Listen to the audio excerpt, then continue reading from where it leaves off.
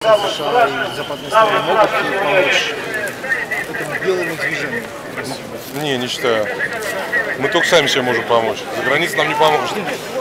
Я считаю, что можно принять закон о списке Магнитского, который,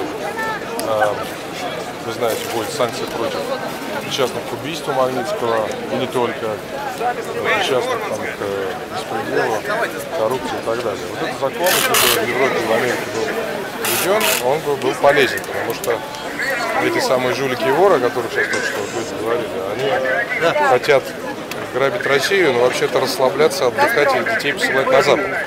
Они очень просто устроены, поэтому если их туда пускать не будут, а считают, будут арестовываться, то тогда это по ним очень болезненный, сильный удар.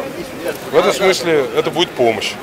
А уж, извините, свободу и народовластие мы уж сами будем отстаивать.